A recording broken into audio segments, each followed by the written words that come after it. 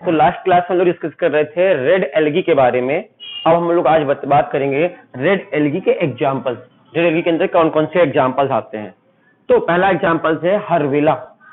हर्वेला, ये हर्वेला जो है ये भी आपका रेड एल्गी है और ये पैरासाइटिक एल्गी है, दूसरे एल्गी के ऊपर पैरासाइटिक होता है। याद रखिएगा, हर्वेला एक रेड एल्गी है जो पैरासाइट है होता है दूसरे एल्गी के ऊपर, पैरासाइट ऑन अदर एल्गी।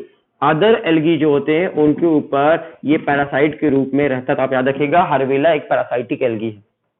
दूसरा नाम है पोरफायरा। दूसरा एग्जांपल है पोरफायरा। पोरफायरा इडेबल एल्गी है, एग्जाम में आने लायक क्वेश्चन है, इसको ध्यान से देख लीजिएगा। तो इडेबल एल्गी की हम बात करें, ऐसा एल्गी जिसको हम खा सकते हैं, तो आपसे क्वेश्चन पूछा जाता है, एग्जाम्पल याद रखिएगा पोरफायरा खाने वाला एल्गी है, इसलिए आपसे कभी पूछा जाए खाने वाले एल्गी कौन कौन से हैं, याद रखिएगा पोरफायरा खा सकते हैं। तीसरा, एग्जाम में कई बार एग्जाम में क्वेश्चन आ चुका है और आगे भी आने की संभावना है। कई बार एग्जाम में क्वेश्चन आ चुका है कि अगार अगार नाम का केमिकल किस एल्गी से निकालते हैं, तो आंसर होगा रेड एल्गी से। और रेड एल्गी में कौन सा एल्गी, तो जेलेडियम और ग्लिसरेलिया, ये दो ऐसे एल्गी हैं जिनसे अगार अगार नाम का केमिकल निकाला जाता है। और इसका यूज जेलिंग एजेंट के लिए करते हैं, जेल बनाने के लिए करते हैं। किसी भी लिक्विड में डाल दोगे कि लिक्विड गाढ़ा हो जाएगा, जेली वेली जैसा हो जाएगा। आपने बचपन में टॉफी खाई होगी, जेली वेली चॉकलेट टॉफी आती थी, वो जेली वेली में अगार ही डाला रहता था। ठीक है, आपने कभी कोई भी चीज जेल फॉर्म में देखा हो, जेल फॉर्म में वो चीज अगार अगार की मदद से बनाई जाती है। तो किसी भी लिक्विड को जेल बनाना है तो अगार अगार मिक्स कर देते हैं और इसमें 100 अपने वजन से 100 टाइम्स ज्यादा पानी को एब्जॉर्ब करने की क्षमता होती है, डिजॉर्ब करने की, पानी को पकड़ कर रखने की। तो कौन से एल्गी से निकलता है, जेलेडियम और ग्लिसरेलिया, ये दो एल्गी हैं जिनसे अगार अगार निकलता है। एग्जाम में कई बार क्वेश्चन आ चुका है और आगे भी आने के चांस है, इसलिए ध्यान से पढ़ लेना। नेक्स्ट है कॉन्ड्रस क्रिप्सस। ये जो एल्गी है, कॉन्ड्रस क्रिप्सस नाम का जो एल्गी है, ये भी रेड एल्गी है और इससे काराजीन नाम का CARRA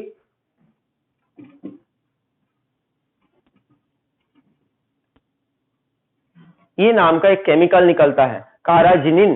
काराजिनिन नाम का केमिकल, कैराजिनिन नाम का केमिकल निकलता है और इस केमिकल का यूज आपकी कैप्सूल बनाने के लिए करते हैं। हमने आपको बताया था कि जो कैप्सूल बनती है, कैप्सूल के बाहर का जो आउटर मोस्ट कवर होता है वो काराजिन नाम की केमिकल से बनता है। ठीक है, तो जेलेटिंग एजेंट की तरह इसको भी यूज करते हैं चीजों को गाढ़ा करने के लिए, कैप्सूल बनाने के लिए और भी चीजों में। तो काराजीन और अगार अगार ये दोनों फाइकोकोलाइड्स हैं जो रेड एल्गी से निकलते हैं। अगार अगार निकलता है जेलेडियम और ग्लिसरेलिया नाम के एल्गी से और कॉन्ड्रस क्रिप्सस से निकलता है कैराजीन नाम का एल्गी। पॉलीसाइफोनिया, पॉलीसाइफोनिया ये भी आपका कैसा है, रेड एल्गी का एग्जाम्पल है। तो आप याद रखिएगा red algae example Harveyella, Porphyra, Gelidium, Gracilaria, Chondrus और पॉलीसाइफोनिया। आपकी एनसीईआरटी बुक में मेनली एग्जाम्पल दिया हुआ है पोरफायरा का, पॉलीसाइफोनिया का, जेलेडियम का और ग्लिसरेलिया का।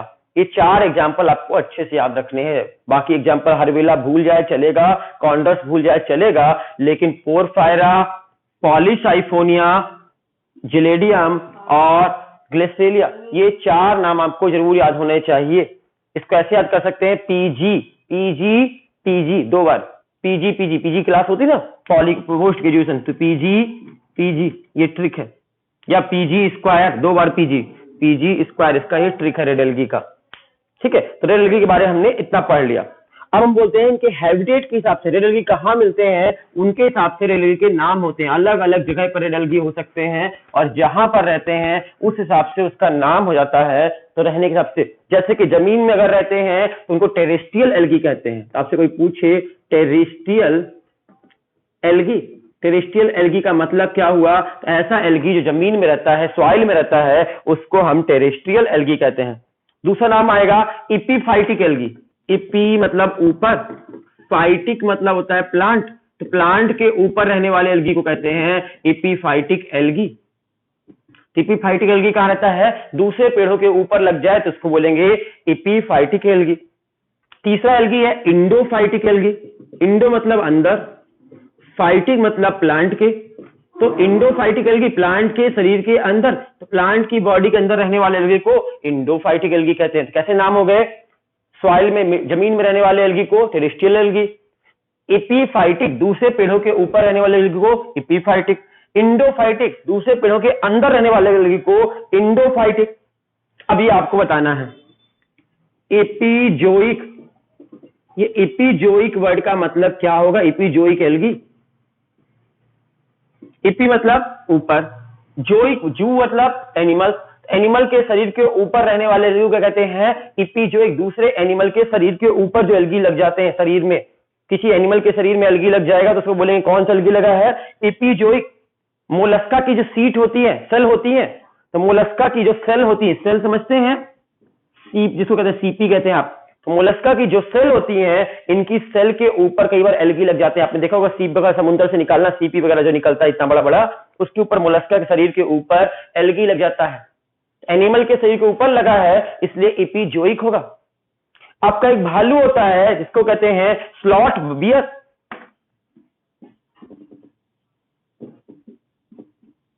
इस स्लॉथ बियर के शरीर के ऊपर भी पोलर रीजन में रहता है, ये पोलर ठंडी जगह में, बर्फीली जगह में रहता है स्लॉथ बियर, और इसके शरीर में भी आपके एल्गी लग जाता है। तो याद रखिए स्लॉथ बियर, सेल, मोलस्का के शरीर में, इन सब के शरीर में एपीजोइक एल्गी लगता है। दूसरे एनिमल के ऊपर लगने वाले एल्गी को एपीजोइक एल्गी कहते हैं। अब नाम बताना अगला, ये सबको पता होगा। इंडो मतलब अंदर, जोइक मतलब एनिमल के शरीर के अंदर लगने वाले एल्गी को इंडोजोइक एल्गी कहेंगे। पैरासाइटिक एल्गी, ये भी सबको पता होना चाहिए। पैरासाइट किसे कहते हैं? ऐसे एल्गी जो दूसरे ऑर्गेनिज के ऊपर लग जाते होंगे, दूसरे ऑर्गेनिज के ऊपर लगने वाले एल्गी को पैरासाइटिक एल्गी कहते हैं। दूसरे ऑर्गेनिज के ऊपर लगेंगे और उनको बीमारी फैलाते हैं ये, पर पैरासाइटिक एल्गी कैसे होते हैं? बीमारी फैलाने वाले, दूसरों के शरीर में लग जाएंगे और उनको बीमारी फैलाएंगे, इसलिए इनको पैरासाइटिक एल्गी कहेंगे। ठीक है। थर्मोफिलिक एल्गी, आपको ये नाम तो पता ही होंगे, थर्मोफिलिक। थर्मो मीन्स क्या होता है? थर्मो मीन्स होता है हीट, गर्मी, और फिलिक मतलब होता है लव, फिलिक मीन्स होता है लव। तो हीट को लव करने वाले व्यक्ति आपको एल्गी को क्या कहेंगे? Thermophilic algae. ऐसे एल्गी जो हीट से बहुत पसंद करते हैं, हीट बहुत पसंद करते हैं, उनको थर्मोफिलिक एल्गी कहते हैं। और हमेशा कहाँ उगेंगे? गरम पानी पे, जहाँ गर्म पानी होता होगा, गर्म पानी के झरने होते होंगे, तो गर्म जगह में रहने वाले एल्गी को कहते हैं थर्मोफिलिक एल्गी। अब दूसरा नाम आएगा क्रायोफिलिक एल्गी। क्रायो का मतलब आपको पता है, आज ही बताए थे आपको, क्रायो मतलब होता है ठंडा। तो क्रायोफिलिक, फिलिक मीन्स होता है लव, तो क्रायोफिलिक एल्गी किसे कहेंगे? ऐसा एल्गी जो ठंडी जगह पे लगता हो, ठंडी चीजों पे लगता हो, उसे कहते हैं क्रायोफिलिक एल्गी। पोलर रीजन में पाया जाता है, पोलर रीजन बर्फीली जगह पे, ये एल्गी बर्फीली जगह पे लगता है, क्रायोफिलिक एल्गी। और लास्ट में आया एपीफ्लोयोफाइट, एपीफ्लोयोफाइट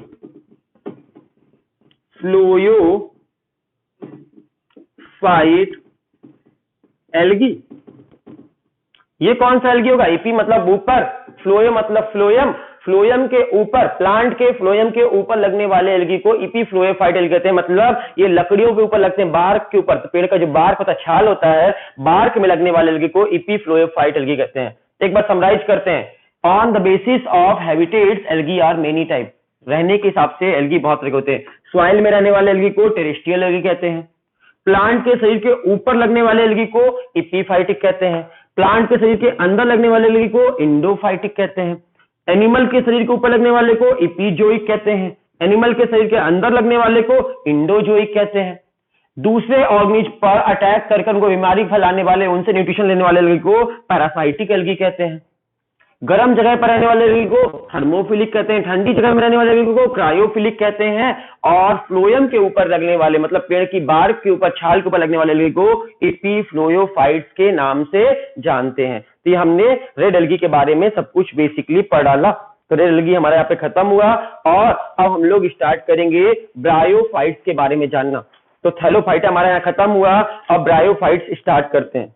तो ब्रायोफाइट्स क्या होते हैं? आपने पढ़ा था ब्रायोफाइट्स के बारे में, दो चार चीजें, छोटी छोटी बातें हमने सबसे पहले लेक्चर में ब्रायोफाइट के बारे में थोड़ा बहुत पढ़ा था। उसी को डिस्क्राइब करते हैं डिटेल में कि ब्रायोफाइट्स होते क्या हैं। ब्रायोफाइट तो ब्रायोफाइट के बारे में पहली बात जान लीजिए कि ब्रायोफाइट की स्टडी को करने कहते हैं ब्रायोलॉजी के नाम से जानते हैं। तो ब्रायोफाइटा की स्टडी क्या कहते हैं? Bryology. Study of bryophyta is known as bryology के नाम से जानते हैं। लॉजी मतलब स्टडी करना। तो अगर ब्रायोफाइटा की स्टडी कर रहे हैं तो उस घटना को क्या कहेंगे? ब्रायोलॉजी। हम आज क्या करने वाले हैं? ब्रायोलॉजी करने वाले हैं, ब्रायोफाइटा की स्टडी करने वाले हैं। और ब्रायोफाइटा की स्टडी करने वाले हैं, सबसे पहले ब्रायोफाइटा शब्द किसने बोला था? तो याद रखिए रॉबर्ट ब्राउन नाम के साइंटिस्ट ने, ROBERT, Robert brown, BRAUN। Robert brown ये पहले साइंटिस्ट थे जिन्होंने पहली बार अपने मुंह से ब्रायोफाइटा वर्ड यूज किया था, ब्रायोफाइटा टर्म यूज किया था पहली बार। तो ब्रायोफाइटा टर्म पहली बार मुंह से पहला शब्द किसने यूज किया था? रॉबर्ट ब्राउन नाम के साइंटिस्ट थे, इन्होंने पहली बार आपका ब्रायोफाइटा शब्द का यूज किया था। ब्रायोफाइटा की स्टडी करने को क्या कहते हैं? तो ब्रायोलॉजी के नाम से जानते हैं। और ब्रायोलॉजी के फादर कौन है? कुछ साइंटिस्ट हेडविग को मानते हैं, HED, हेडविग नाम के साइंटिस्ट को, हेडविग एन नहीं होगा, हेडविग नाम के साइंटिस्ट को कुछ लोग मानते हैं कि ये फादर ऑफ ब्रायोलॉजी है। और कुछ लोग के अनुसार कैवर, CAVER, कैवर। तो ये कंट्रोवर्शियल टॉपिक है, आप इसमें मत पढ़िए, आप दोनों याद रखिए। हेडविग या फिर कैवर, ये कौन है? Father of bryology. आपसे कोई पूछे फादर ऑफ ब्रायोलॉजी कौन है, ब्रायोलॉजी के फादर किसे मानते हैं? तो कुछ लोग हेडविग को मानते हैं, कुछ लोग कैवर को मानते हैं। आपको जो सही लगे आप वो मान लीजिएगा। ऑप्शन में टिक लगाने के लिए जब आएगा तो कोई एक ही आएगा, दोनों एक साथ नहीं देगा, इतना वो भी समझदार है। तो हेडविग और कैवर को फादर ऑफ ब्रायोलॉजी के नाम से जानते हैं। और भारत देश की बात करें, भारत देश में ब्रायोलॉजी के फादर कौन है? तो professor Shivram Kashyap, professor Shivram Kashyap. Professor Shivram Kashyap ji जो हैं, इन्हें फादर ऑफ इंडियन बायोलॉजी कहते हैं। भारत देश में बायोलॉजी के फादर कौन है? प्रोफेसर शिवराम कश्यप। पूरे वर्ल्ड का कौन है? हेडविग और कैवर। और पहली बार बायोलॉजी शब्द किसने यूज किया था? रॉबर्ट ब्राउन ने। स्टडी ऑफ बायोलॉजी को, बायोफाइटा की स्टडी को ब्रायोलॉजी के नाम से जानते हैं। ये कुछ बेसिक टर्मिनोलॉजी थी, हिस्ट्री थी। क्वेश्चन वैसे यहां से नहीं आते जनरली, लेकिन जानकारी के लिए होना चाहिए। अब हम बात करते हैं ब्रायोफाइटा को।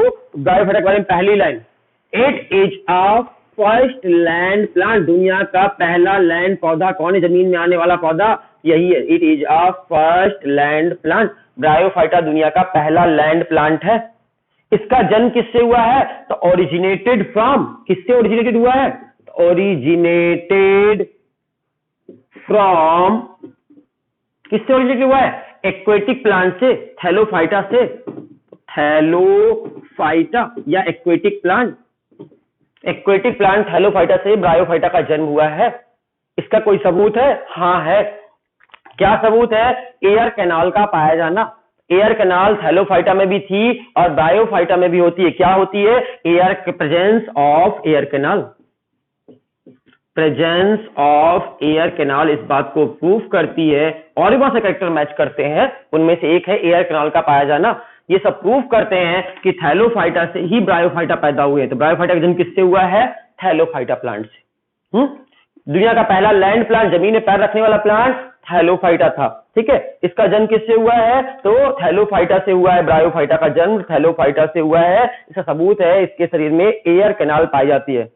इसको एम्फीबियन ऑफ प्लांट किंगडम के नाम से भी जानते हैं। एम्फीबियन ऑफ प्लांट किंगडम, ये सब पढ़ा चुके हैं आपको।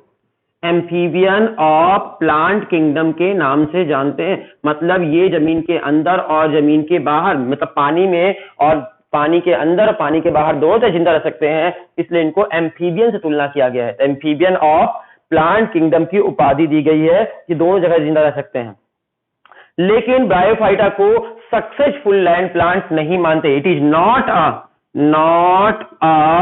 Successful land plant. ये सक्सेसफुल लैंड प्लांट नहीं है। ये सक्सेसफुल लैंड प्लांट नहीं है। क्यों नहीं है? क्योंकि इनके शरीर में रूट होती है कि नहीं होती? रूट एब्सेंट होती है, पहला कारण। दूसरा कारण, इनके शरीर में वैस्कुलर टिश्यू नहीं पाए जाते, वैस्कुलर टिश्यू नहीं होते, एब्सेंट होते हैं। वैस्कुलर टिश्यू क्या होते हैं? वैस्कुलर टिश्यू का मतलब होता है ऐसे टिश्यू, वैस्कुलर टिश्यू मतलब है जाइलम और फ्लोएम। इनका काम क्या है? Conduction of water and food. Xylem का काम है पानी को पेड़ के ऊपर तक लेकर जाना, और आपका फ्लोएम का काम क्या है? खाने को पूरे शरीर में, पूरे प्लांट के बॉडी में खाना पहुंचाना। तो खाना पहुंचाना और पानी पहुंचाना किसका काम है? जाइलम और फ्लोएम का। और जाइलम फ्लोएम को एक साथ कहते हैं वैस्कुलर टिश्यू। तो वैस्कुलर टिश्यू जो है इसमें नहीं पाए जाते, जाइलम और फ्लोएम नहीं पाए जाते हैं, रूट नहीं पाई जाती है, और रिप्रोडक्शन के लिए वाटर पर डिपेंडेंट है। रिप्रोडक्शन सिर्फ और सिर्फ पानी में जाकर ही करते हैं, depend on the water. Reproduction के लिए वाटर पर डिपेंडेंट है। इन 3 वजह से इसे सक्सेसफुल लैंड प्लांट नहीं माना गया है। तो आपसे कोई पूछे कि ब्रायोफाइटा सक्सेसफुल लैंड प्लांट है, तो बोलना नहीं है। क्यों नहीं है? क्योंकि जमीन में रहने के लिए उसके पास रूट होना चाहिए था, रूट नहीं है उसके पास। वैस्कुलर टिश्यू होना चाहिए थे, जाइलम फ्लोएम होने चाहिए थे, वो भी नहीं है। और वाटर का कंडक्शन करने के लिए आपका पानी के वाटर रिप्रोडक्शन करने के लिए इसको पानी ही चाहिए होता है। पानी के बाहर जमीन में रिप्रोडक्शन नहीं कर सकते। They depend on water for reproduction, only water में रिप्रोडक्शन कर सकते हैं। इन 3 कारणों से इसे सक्सेसफुल लैंड प्लांट के रूप में नहीं कंसिडर करते हैं। अगली बात जान लो कि ये ब्रायोफाइटा जो प्लांट हैं बहुत ऊंचे ऊंचे नहीं हो सकते हैं, बहुत tall, they are not tall, tall नहीं हो सकते, कभी भी लंबे लंबे ऊंचे ऊंचे नहीं हो सकते, टॉल नहीं हो सकते। क्यों नहीं हो सकते हैं? क्योंकि इनके शरीर में वैस्कुलर टिश्यू नहीं है, जाइलम फ्लोएम नहीं है। और जाइलम फ्लोएम नहीं तो इतनी ऊंचाई तक पानी कौन लेकर जाएगा? इतनी ऊंचाई तक पानी खाना ले जाने की व्यवस्था नहीं है, इसलिए वैस्कुलर टिश्यू ना होने की वजह से ये पेड़ ज्यादा ऊंचे नहीं हो सकते। तो वैस्कुलर टिश्यू ना होने की वजह से ब्रायोफाइटा प्लांट ज्यादा ऊंचाई में ऊंचे नहीं होते हैं, याद रखिएगा। छोटे छोटे होते हैं, बहुत छोटे छोटे, काई बोलते हैं इनको बोलचाल की भाषा में, छत पे लग जाती है आपकी दीवारों पे। ज्यादा ऊंचे नहीं हो सकते हैं क्योंकि इसमें वैस्कुलर टिश्यू नहीं होता। फिर भी जितने भी छोटे होंगे उतनी दूर तक पानी कैसे जाएगा? उतनी दूर तक पानी का कंडक्शन करता है पैरेन्काइमा टिश्यू। ये पैरेन्काइमा टिश्यू क्या होते हैं? तो पैरेन्काइमा टिश्यू की हम बात करेंगे तो पैरेन्काइमा टिश्यू आपके सिंपल परमानेंट टिश्यू है, सिंपल परमानेंट टिश्यू है,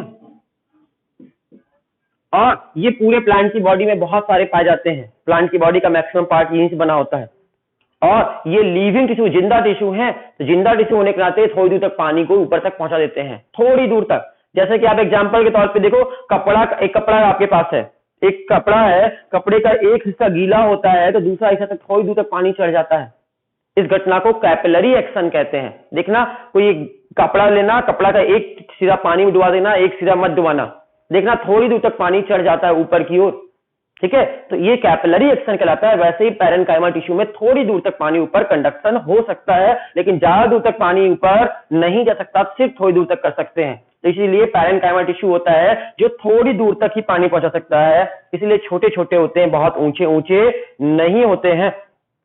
फिर बात में जान लो, इसके शरीर में stem, leaf, root, flower, fruit कुछ नहीं होता, लेकिन शरीर में leaf like structure, stem like structure और रूट लाइक स्ट्रक्चर होते हैं।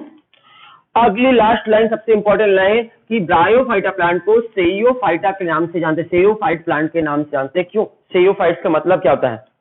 SCIO, साइयो, SCIOPHYT,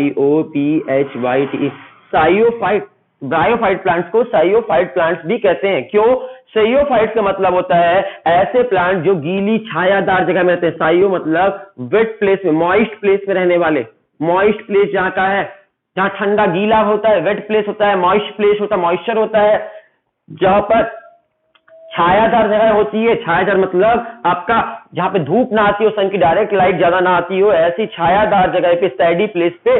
तो ये सैडी प्लेस पे, मॉइस्ट प्लेस पे रहना पसंद करते हैं। कहां पर मिलेंगे आपको ब्रायोफाइटा प्लांट? जहां पे छायादार जगह हो, मॉइस्चर हो, धूप कम आती हो, पानी ज्यादा मिलता हो, वैसी जगह में जीते हैं, इसलिए इनको सेयोफाइट्स प्लांट्स कहते हैं। मॉइस्ट और सैडी प्लेस में रहते हैं, इस वजह से इन्हें सेयोफाइट्स प्लांट्स के नाम से भी जानते हैं। तो ब्रायोफाइटा प्लांट्स को सेयोफाइट्स प्लांट्स के नाम से भी जानते हैं। तो हमने अभी तक ब्रायोफाइट प्लांट के बारे में क्या क्या पढ़ लिया?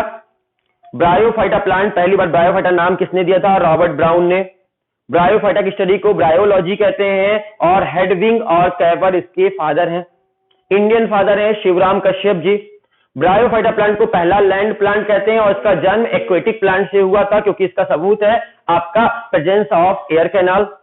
फिर हमने बताया कि ब्रायोफाइटा प्लांट जो है उन्हें एम्फीबियन ऑफ प्लांट किंगडम कहते हैं, क्योंकि पानी के अंदर और बाहर दोनों जब जिंदा रह सकते हैं। ब्रायोफाइटा प्लांट को सक्सेसफुल लैंड प्लांट नहीं कहा गया है, क्योंकि इसके पास रूट नहीं होती है, जाइलम फ्लोएम वैस्कुलर टिश्यू नहीं होते हैं, और इनको वाटर का रिप्रोडक्शन सिर्फ पानी में कर सकते हैं, पानी के बाहर रिप्रोडक्शन नहीं कर सकते हैं। इनमें leaf, stem, root, flower, fruits कुछ भी नहीं होता है। ठीक है, ये ज्यादा ऊंचे नहीं होते हैं, थोड़ी दूर तक पानी कंडक्शन इसमें पैरेन्काइमा सेल के थ्रू होता है, पैरेन्काइमा टिश्यू के थ्रू होता है। इन्हें शेइयोफाइट प्लांट कहते हैं, क्योंकि मॉइस्ट और सैडी प्लेस में रहते हैं, इसलिए इनको शेइयोफाइट प्लांट कहते हैं। ये इंट्रोडक्शन था ब्रायोफाइट का इंट्रोडक्शन। अब नेक्स्ट क्लास में लोग डिस्कस करेंगे ब्रायोफाइटा प्लांट का लाइफ साइकिल, ब्रायोफाइटा प्लांट्स अपना लाइफ साइकिल कैसे जीते हैं, बहुत इंपॉर्टेंट है, और नेक्स्ट क्लास में हम लोग डिस्कस करेंगे। अभी के लिए थैंक यू।